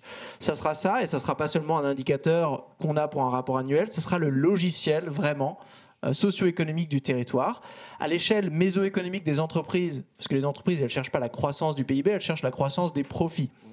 C'est un petit peu leur petit PIB. Bah là, on se sera débarrassé du modèle de l'entreprise à but lucratif, qui, moi, je pense, n'a pas lieu d'être. Alors là, c'est un débat beaucoup plus niche entre économistes, mais je ne suis pas du tout convaincu qu'on ait besoin d'avoir des entreprises à but lucratif. Et je pense que dans le futur, donc dans ce territoire post-croissance, toutes les entreprises continueraient d'être des entreprises. Hein, Et de l'ESS, en fait. Exactement, de l'ESS, mais la frange vraiment la plus radicale de l'ESS, donc des entreprises comme des SIC, à lucrativité limitée, à gouvernance démocratique, des coopératives, à évaluation externe, à conseil sociétariat multipartie prenante. Donc ça, c'est l'aspect méso, l'aspect micro. Donc aujourd'hui, les individus ne cherchent pas le PIB, ne cherchent pas les profits. Nous, on cherche le pouvoir d'achat.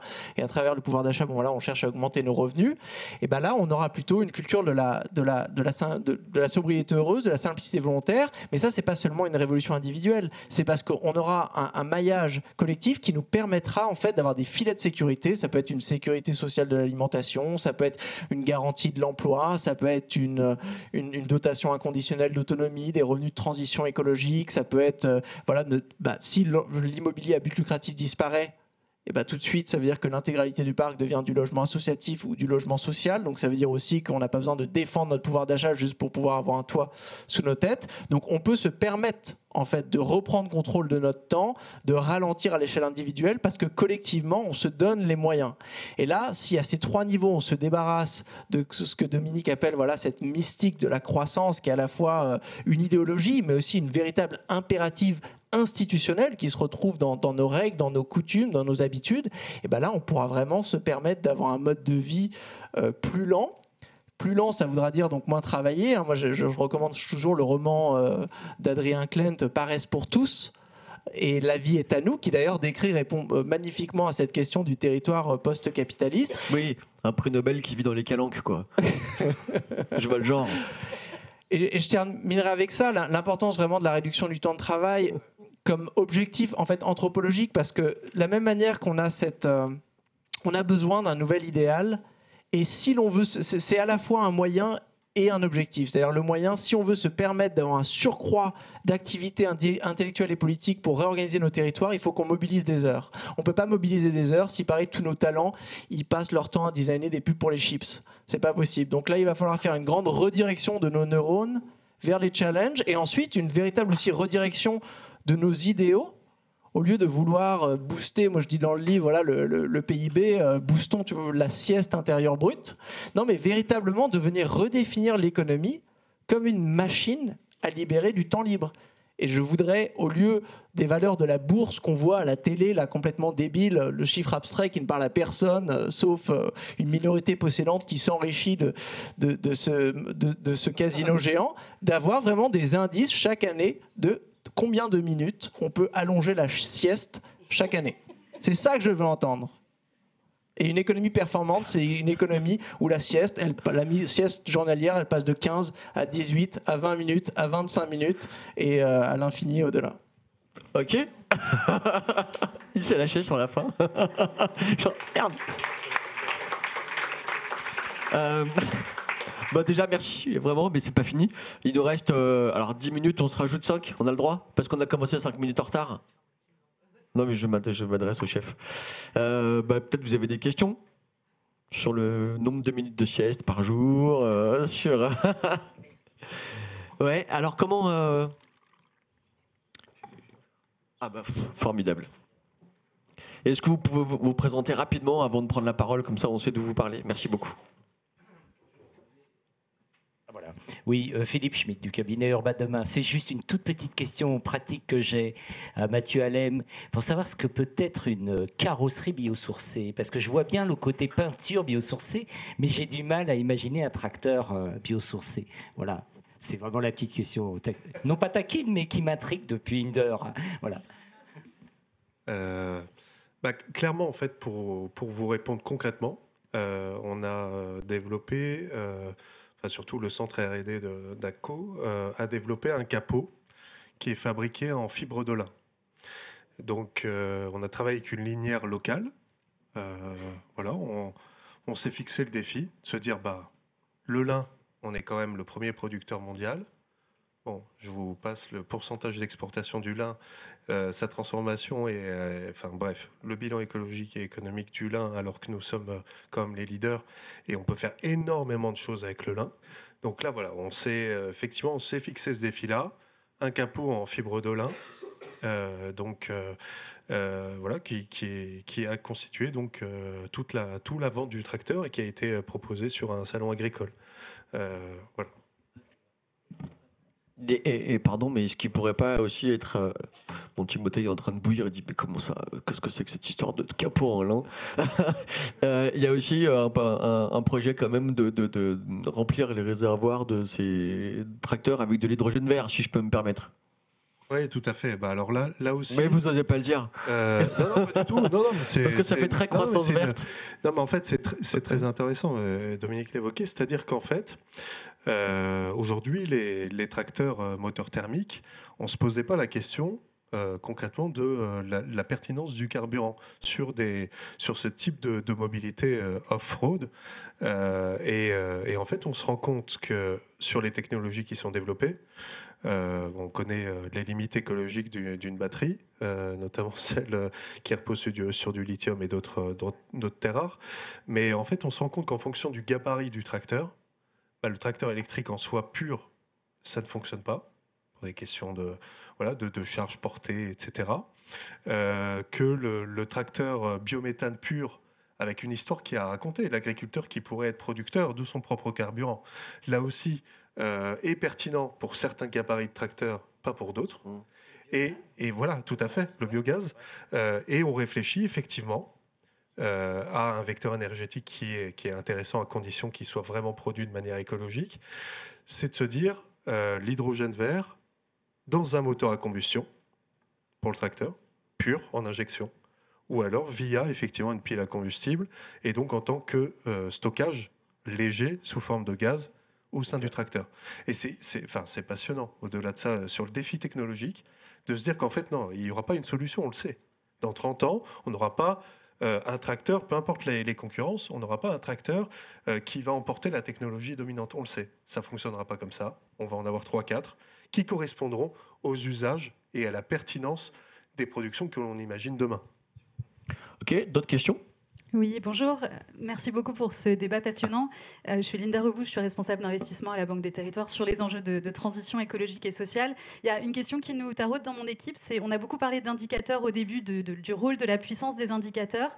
Et pour faire le lien avec l'urgence climatique, si on parvenait à intégrer le coût de l'inaction, et notamment de l'inaction climatique, dans nos modèles économiques, on serait sur quelle trajectoire de croissance, à votre avis ?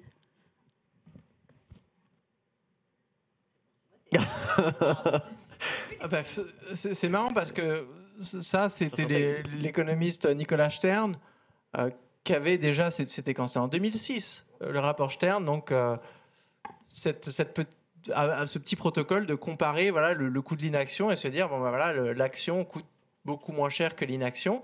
Et même, on se retrouve avec des scénarios, ça c'était en 2006, donc aujourd'hui, la situation est bien pire, où en fait, une grande partie de la croissance est annulée parce que les coûts de réparation sont beaucoup plus importants. Là, j'ai vu une étude qui vient d'être publiée pour le Canada, donc les coûts de dépollution à l'échelle des entreprises d'extraction d'énergie fossile, qui légalement sont obligées en fait, de dépolluer le terrain après extraction, mais ne l'ont jamais fait. En fait, c'est un roulement, elles font rouler les coûts. Et là, maintenant, les coûts en fait, de dépollution sont supérieurs à la valeur totale de toutes ces entreprises. Donc si aujourd'hui on leur disait ok dépolluer, ça serait une banqueroute généralisée de tout le secteur, de toutes ces entreprises. Et bien sûr, les coûts de réparation, ils ne disparaîtraient pas, les entreprises disparaîtraient, les coûts seraient hérités et donc socialisés, comme ça s'est passé après la crise financière de 2008. Merci. Dominique, un petit ajout? Oui, pour aller dans le sens de Timothée, Tobin et Nordos en 72 avaient fait de nouveaux indicateurs, un PIB vert ou un indice de progrès véritable, qui enlevait toutes les dépenses réparatrices et tous les dégâts et tout ça, et qui donnait des choses évidemment radicalement différentes du PIB. Non, j'avais envie de parler d'un autre auteur dont je ne sais pas très bien quoi penser, Philippe de Sertine, que j'ai entendu l'autre jour. On faisait un débat autour de ce qu'il proposait, qui était assez curieux. Donc lui disait que le grand problème, c'était en effet qu'on ne pouvait pas montrer la valeur créée par des produits écologiques, le bio, etc., etc.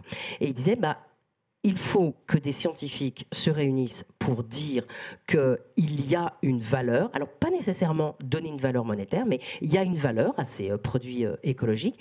Et à ce moment-là, eh bien, l'ensemble des investisseurs seront convaincus que ce sont ces produits-là qu'il faut soutenir et ils viendront amener toute leur liquidité, qu'ils ne savent pas exactement où placer, sur ces produits-là. Bon, il prenait l'exemple du fromage de chèvre bio.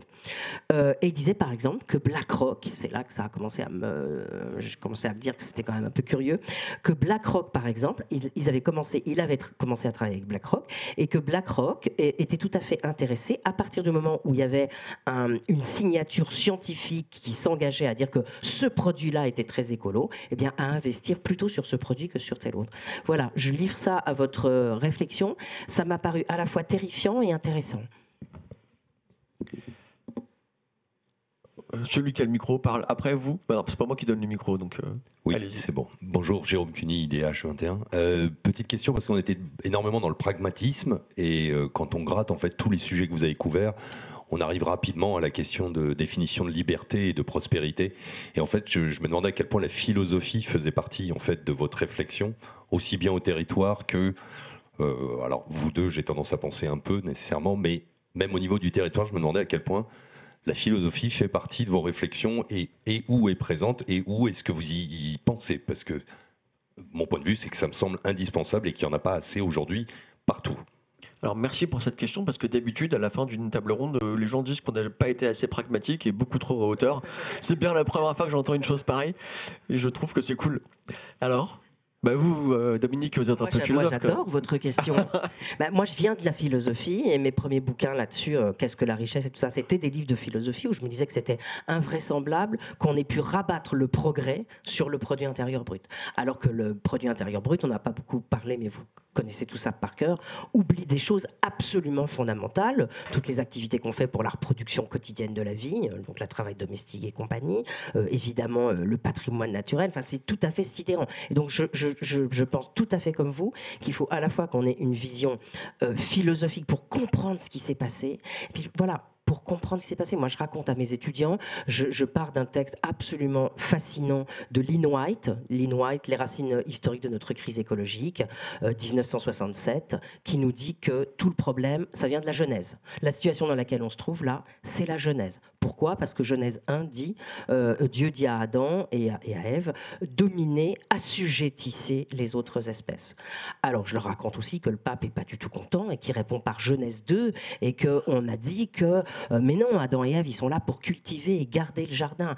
Et la thèse de White, que je trouve hyper intéressante, c'est que cette idée qui était dans la Genèse, donc 5e, 10e siècle avant Jésus-Christ, elle a peu à peu souterrainement progressé, poussée par le christianisme, pour donner tous ses fruits, en quelque sorte, au 17e siècle, avec cet énorme bouleversement, avec Bacon, avec Descartes, avec Galilée, avec un bouleversement radical des valeurs, qui fait que maintenant, il faut produire plus, consommer plus, produire plus que nécessaire, etc. Et je trouve que étudier ce bouleversement du XVIIIe siècle, c'est hyper important. Idem pour s'en sortir. Comment on s'en sort ? Alors là, on a des auteurs comme Aldo Leopold, Almanach d'un comté des sables, qui nous dit qu'il faut repenser les interdépendances, qu'il faut de nouveaux critères du juste et du bon. Une chose est utile quand elle contribue à l'intégrité de la communauté biotique.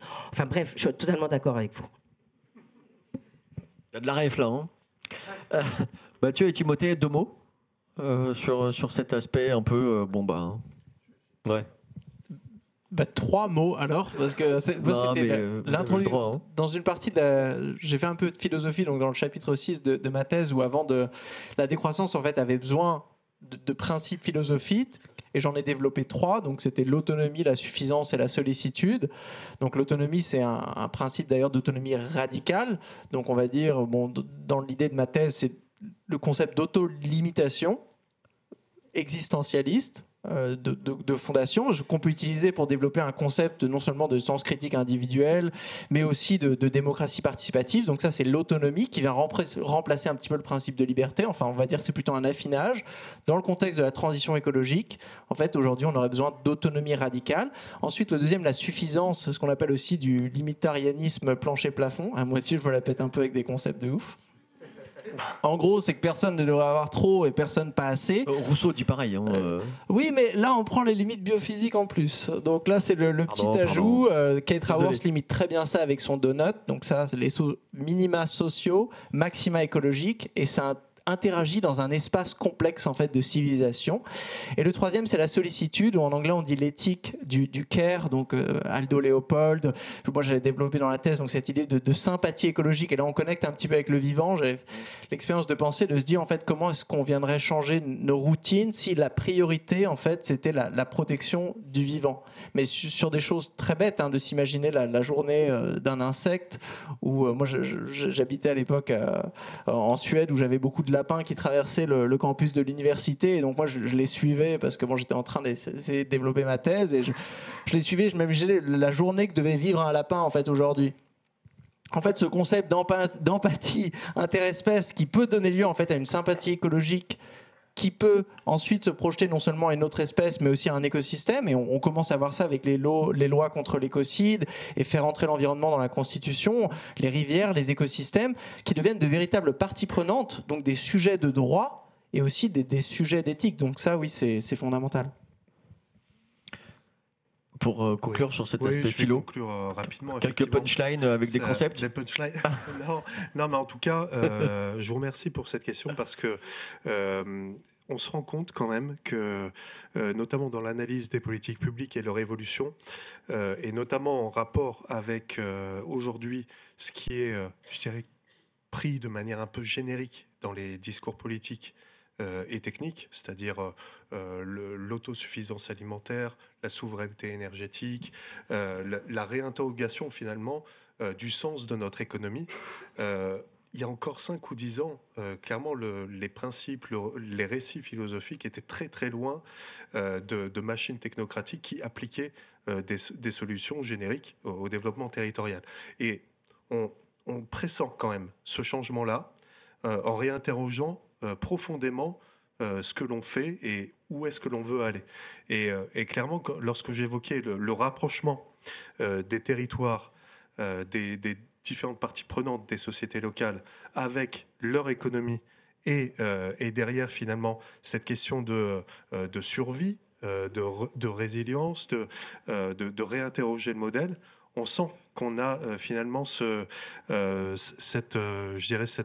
recrudescence de besoin justement de nourrir à la fois les imaginaires, mais aussi de réinstaurer un dialogue entre des acteurs qui ne se connaissaient pas entre eux. Et ça, effectivement, la philosophie peut le permettre dans les territoires. Une dernière question, peut-être ? Oui, vous avez le micro, vous l'avez bien rapté celui-là. Je l'ai hacké. Ah ouais, c'est très bien. Merci beaucoup pour vos interventions. Donc, Laetitia Vérag, moi je suis experte sur les sujets d'adaptation au changement climatique. On accompagne des territoires sur ces sujets-là, et déjà dépasser les questions d'un côté on gère des risques qui vont plus devenir des risques, en fait ça va devenir la norme. L'aménagement du territoire, le dev éco, et puis un peu d'enjeux de transition, c'est un défi.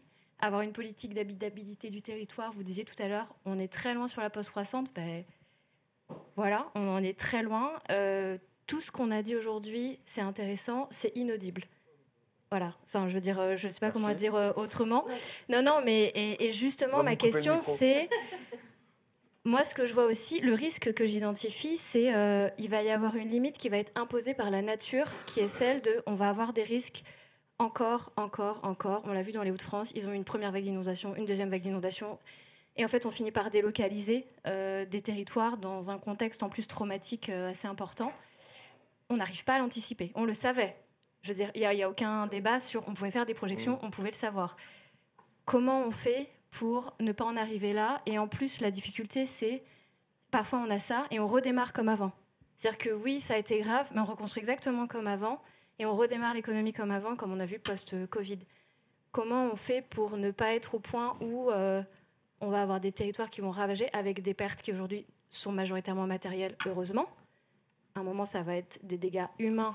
Canada, Australie, c'était plus que matériel quand même. Je parlais pour la France, bien mais sûr. complètement, on commence aussi à avoir ça. Comment on fait pour ne pas en arriver là et à rendre tout ce que vous dites audible? Enfin, moi, rien que sur la notion d'habitabilité, on me regarde un peu comme un Uberlulu parfois, hein, et c'est que je l'amène pas par ce terme-là. Donc la post-croissance et la décroissance, alors là vous êtes dans une autre galaxie, quoi. Quel levier on pourrait utiliser pour le diffuser progressivement? Déjà, il y a le hub en débat. Ça, c'est ma réponse personnelle. Il y a le hub en débat. Tout à fait, ouais. Non, mais c'est... merci. Un dernier mot à tous les trois, rapide, ensuite je donnerai la parole à Blandine. Merci pour cette question. Effectivement, l'objectif aujourd'hui, voilà, on est dans des contextes effectivement d'urgence. Est-ce que pour autant, on doit ne pas prendre le temps de penser les choses et de partager les expériences? L'idée, justement, quand j'évoquais la nécessité aujourd'hui de traiter très vite l'hétérogénéité des territoires, dans leur ingénierie. Déjà, on voit d'un territoire à l'autre à quel point certains sont totalement démunis. Effectivement, vous le dites, les risques, on les connaît. Donc, on ne va pas se cacher derrière une méconnaissance que vous évoquez. Moi, je prends un exemple concret. La zéro artificialisation nette, on a 80% des territoires qui considèrent que c'est une sanction brutale qui va arrêter le développement économique. Nous, on fait partie des 20%. C'est-à-dire qu'on considère que le zéro artificialisation nette, ça nous oblige à un moment donné et ça nous donne des arguments à des porteurs de projets de leur dire bon, il va falloir qu'on fasse autrement le projet. Et ce que vous évoquez, c'est voilà, nous, le Beauvaisis, il y a 3 ans, on a été touché par des inondations violentes, avec d'ailleurs le décès d'un adolescent quand même, qui tout de suite aussi nous a ramené à la réalité. Est-ce que c'est pour autant qu'il faut attendre ce genre d'exemple? On n'a pas attendu cet exemple-là pour se dire que on va arrêter l'artificialisation. Mais déjà, ce qui est artificialisé, comment on va le régénérer autrement, notamment en termes d'imperméabilité, ou comment aujourd'hui on va mobiliser la ressource eau que l'on a tant besoin dans les périodes les plus critiques pour notre agriculture, pour l'énergie qu'on a aussi à produire, on a besoin d'eau. Et parallèlement à ça, les dernières zones, ou en tout cas quartiers économiques, urbains que l'on doit développer, il va falloir qu'on le fasse autrement, jusqu'à l'étudier à la parcelle, la ressource en eau, etc. Et là, je pense que c'est intéressant à un moment donné qu'on joue ce jeu multiscalaire avec l'État, avec les régions, les collectivités qui sont en avance sur ces méthodes-là, pour se dire, voilà, jouez tous votre rôle sur l'essaimage de bonnes pratiques à adapter à chaque contexte territorial. On est bien d'accord, mais c'est de se dire, voilà, effectivement, on n'a plus le temps, on voit ce qui a pu fonctionner, ce qui ne fonctionne pas, ou ceux qui n'ont pas tout court trouvé les réponses, et de se dire que là, l'État et les régions ont un rôle à jouer pour la diffusion des pratiques, notamment sur certains risques, mais ça, on pourrait tout à fait le déployer sur d'autres exemples. Merci. Dominique, rapidement. Oui, rapidement. Je regardais ce matin un podcast d'Al Gore, tout récent, qui disait on a les solutions, mais est-ce qu'on va arriver à les mettre en place à temps, quoi. Et alors, il me semble, pour aller très vite, il faut absolument quand même qu'on sache imputer les causes. Vous dites tout le monde le sait. Moi, je pense que tout le monde ne le sait pas. Les médias font pas leur boulot. Sur les inondations dans le Pas-de-Calais, je veux dire, qui a dit vraiment très clairement que ces inondations étaient d'abord un phénomène lié au changement climatique, et personne ne l'a dit. Donc. Et du coup, ça permet à des tas de... Mais moi, je l'ai entendu. Moi je l'ai pas vraiment entendu. Deuxièmement, il me semble qu'il faut vraiment faire donner les scientifiques. Il faut faire donner les scientifiques, il faut que les scientifiques soient là pour mettre en évidence. Bon, maintenant, le problème, c'est que leur parole est complètement remise en cause, ce qui fait qu'on se demande si les scientifiques, il ne faut pas qu'ils aillent... Moi, je m'interroge beaucoup sur la question de la désobéissance civile des scientifiques et si ça sert à quelque chose ou pas. Il y en a de plus en plus qui le font. Et puis, c'est le dernier point, je pense que maintenant, en effet, il faut faire des procès. il faut utiliser l'argument du droit, faire des procès, avoir des scientifiques qui viennent témoigner, et que c'est peut-être comme ça qu'on va avancer. Merci Timothée, un petit catastrophisme éclairé. Je termine. C'est un vrai concept. Hein. C'est un vrai concept. J'en introduis un autre, celui de rétro-planification écologique. Moi, c'est un exercice que je fais beaucoup avec mes étudiants, c'est de se dire, imaginez que vous pourriez, et on peut le faire à l'échelle d'un territoire, revenir avec une machine à remonter dans le temps en 1972. Quelle décision est-ce que vous prendriez, conjugaison à peu près approximative. Waouh, je vous le fais en suédois. On coupe au montage. Ok, on coupera. Si vous étiez à l'époque, donc pour éviter les aléas climatiques, écologiques, sociaux que vous avez aujourd'hui. Ça, c'est la première étape. Et la deuxième étape, c'est de revenir au présent et de reproportionner les actions, parce que c'est sur les mêmes leviers, mais c'est pas dans les mêmes proportions, c'est pas la même vitesse, c'est pas les mêmes difficultés, pour justement les faire disparaître dans le présent. Et là, en fait, on se rend compte, ces exercices, c'est juste pour éviter la maladaptation, les chutes en avant, les effets rebonds, où aujourd'hui, en fait, on se dit « Ah zut, il y a l'inondation, donc il faut faire absolument ça », mais on oublie que l'année prochaine, ce sera un autre problème, et on ne planifie pas sur le très long terme. Donc, mais ça reste un exercice, et je ne sais pas si c'est quelque chose qui va vraiment amuser ceux qui font de la planification au niveau des territoires. Mais tout compte. Merci beaucoup à tous les trois. Je pense qu'on peut les applaudir. Merci, vraiment.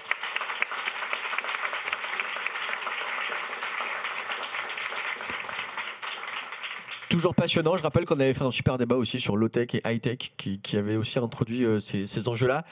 Blandine, je vais te laisser le mot de la fin. Bilan, perspective, tout ça. Merci encore et on se retrouve pour discuter et on peut picoler aussi, non ? Et on peut picoler. Merci. À tout de suite. Alors du coup, en conclusion, j'ai un petit texte et du coup, je vais pas le lire. Comme d'hab. Donc du coup, en conclusion, j'ai envie de dire, et pour te répondre aussi Laetitia, moi je suis ravie de cette séquence aujourd'hui parce que voilà, comme je l'ai dit, on s'en est parlé cet été, c'est pas forcément évident d'organiser une séquence comme celle-ci à la Caisse des dépôts. Voilà, ça paraît être évident, ça l'est pas, c'est ce côté discours qu'il faut amener. Et moi peut-être pour la note d'optimisme, l'idée de la conclusion, c'était de vous demander si on continuait ce genre d'échange, donc je vais pas vous demander. Parce qu'on va continuer. Voilà, déjà, c'est le premier point. Voilà, on va continuer. Et puis, je pense que notre action, alors ça, moi, j'y crois beaucoup. Je suis un peu comme le colibri avec la toute petite goutte d'eau. Et ce que, du coup, tu nous as présenté aussi ce soir, ce que vous nous avez expliqué aussi, c'est notre travail de conviction personnelle. Ce qu'on retient aussi, je suis complètement d'accord sur le fait que le discours scientifique doit être relayé, vulgarisé. Il faut en parler. Voilà, il faut faire de plus en plus de convaincus autour de nous. Et puis, il faut relayer et également tout à fait d'accord sur les retours d'expérience. C'est ce qu'on fait beaucoup à la Banque des Territoires pour montrer comment ça se passe dans certains territoires et puis en motiver d'autres à faire le même genre de choses. Voilà, donc je vous donne rendez-vous pour le prochain événement, voilà, dans la continuité de nos échanges d'aujourd'hui.